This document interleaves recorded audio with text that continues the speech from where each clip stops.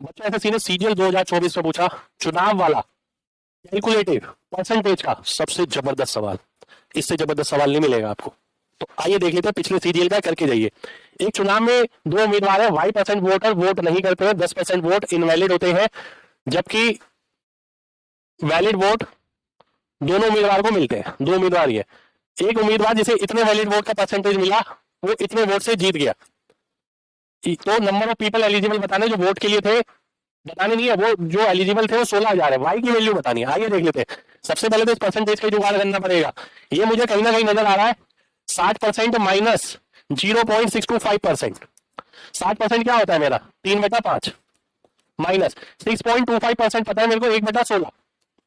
ठीक है, तो इसको भी 10 से भाग करेंगे तब ये आएगा, तो 160 हो गया।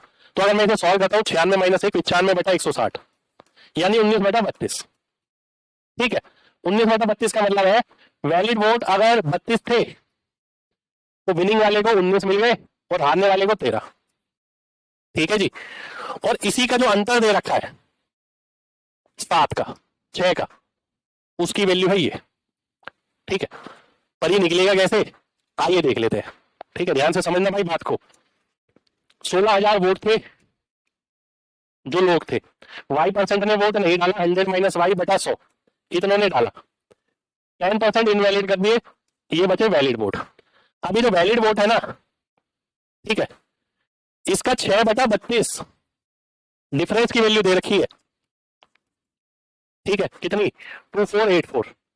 अब यही कैलकुलेशन का असली रूल समझ आएगा आपको, ध्यान से देखना। सबसे पहले मैं 9 से ही काटता हूं भाई, है ना, 9 से काटता हूं, फिर 6 से काट देता हूं, 46 आ गया।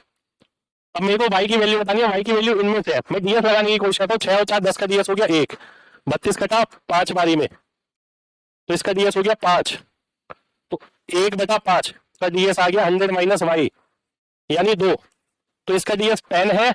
वाई का डीएस क्या होना चाहिए 8 होना चाहिए, तभी अंतर करके 2 आएगा। तो 8 डीएस किसका है, सी ऑप्शन का है, सी ऑप्शन मेरा आंसर आ जाएगा। तो भाई साहब सबसे जबरदस्त सवाल, सुपर कैलकुलेटिव सवाल, डीएस नहीं लगाऊंगा तो बैंड बच जाएगी मेरी। बल्कि समझ आई हो पसंद आई हो तो दिल से लाइक का बटन